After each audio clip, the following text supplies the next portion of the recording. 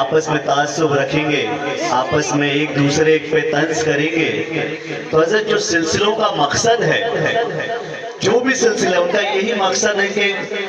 امت مسلمہ کو جمع کر کے انہیں حضرت علی تک پہنچایا جائے، اور حضرت علی سے رسول اللہ تک، اور رسول اللہ سے اللہ تک پہنچایا جائے۔ تو یہ مقصد فوت ہو جائے گا۔ کوئی پیر یہ نہیں چاہتا کہ اس سے یا اس کے مرید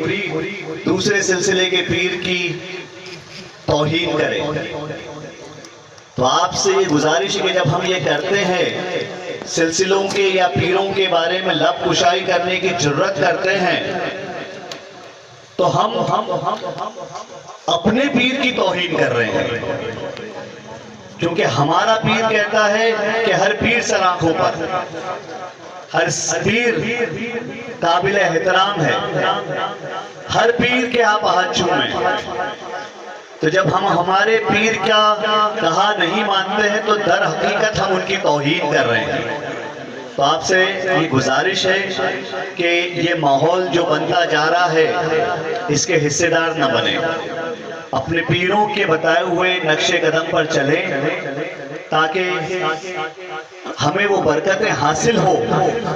جن کے ہم طلبگار ہیں۔ مجھے آج حضرت نے ہمارے سلسلے کے بانی، ہمارے سلسلے کے سرتاج غوث و رفائی ابو العلمین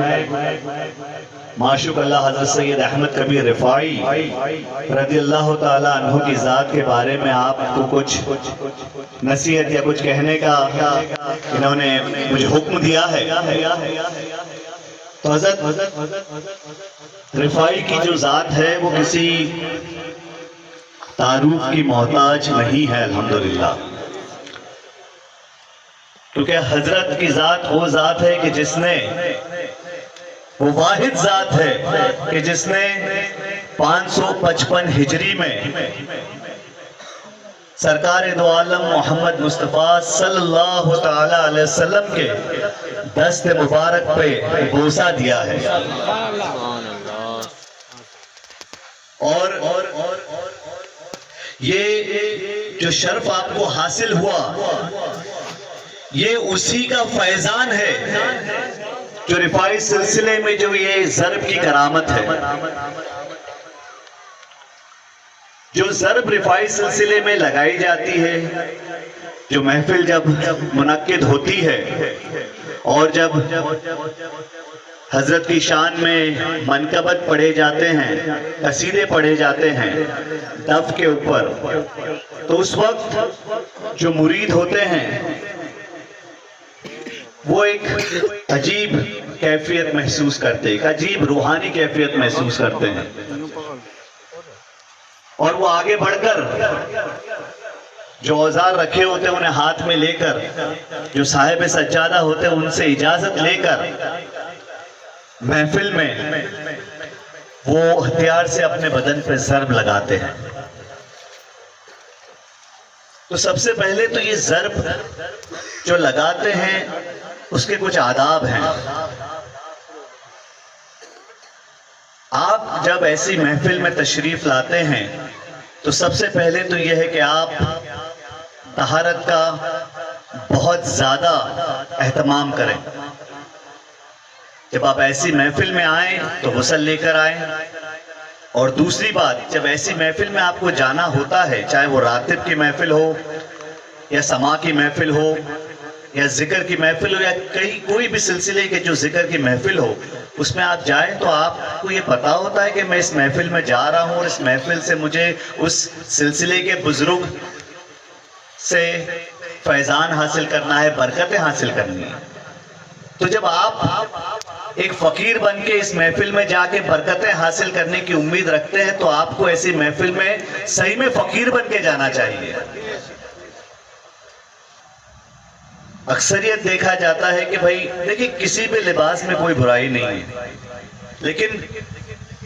محفلوں کا ایک لباس ہوتا ہے۔ جس طرح سے آپ اگر کسی دنیائی اعتبار سے کسی بڑے افسر سے ملنے جاتے ہیں تو وہاں آپ جینز ٹی شرٹ یا پھٹی ہوئی جینز پہن کے نہیں جاتے ہیں جو آج کل کی فیشن ہے کہ نہیں؟ آپ کسی افسر سے ملنے جائیں گے تو آپ ایک سلیقے کا لباس پہن کے جائیں گے. تو آپ جب دنیاوی اعتبار سے اس افسر کے اتنا لحاظ کرتے ہیں، ادب کرتے ہیں، تو جو بزرگ ہمارے سلسلے کے افسر ہیں ان کی محفلوں میں جانے کے لیے تو ہمیں کس قدر ادب کا اہتمام کرنا چاہیے، آپ کو اس بات کا شعور تک نہیں ہے. تو میرے آپ سے یہ گزارش ہے کہ آپ ایسی محفلوں میں جب بھی شریک ہوں تو اپنے لباس کا دھیان رکھیں.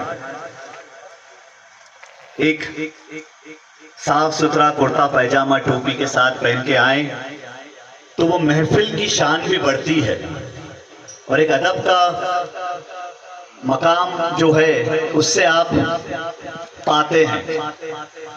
تو پہلی بات تو یہ کہ ایسی محفلوں میں آپ آئیں تو ادب کا اہتمام کریں اور لباس کا دھیان رکھیں اور طہارت کا خاص دھیان رکھیں. جب آپ آتے ہیں رفاعی سلسلے کی محفل میں اور آپ کا اگر یہ ارادہ ہے کہ آپ ضرب لگائیں تو سب سے پہلے تو یہ آپ کی نیت بڑی چیز ہے، کیونکہ سبھی اعمالوں کا دار و مدار نیت پہ ہے. رفاعی سلسلے کی ضرب میں جب لوگ ضرب لگاتے ہیں تو نیت یہ نہیں ہوتی کہ ہم اپنے جسم کو تکلیف پہنچائیں، کیونکہ یہ اسلام کے بھی خلاف بات ہے. یہ نیت بالکل نہیں ہوتی کہ ہم اپنے جسم کو تکلیف پہنچائیں، بلکہ اگر آپ صحیح نیت سے آئے ہیں اور آپ میں صحیح وہ وجدانیت ہے، وہ محبت ہے اپنے پیروں کی، اور وہ محفل میں آپ شریک ہوتے تو آپ ایک ایسی روحانیت محسوس کرتے ہیں کہ جب آپ کے جسم کے آر پار یہ اوزار ہو جاتے تو آپ کو تکلیف تو کیا، آپ کو پتہ بھی نہیں چلتا. تو تکلیف تو بڑی دور کی بات ہے. تو سب سے بڑی بات یہ ہے کہ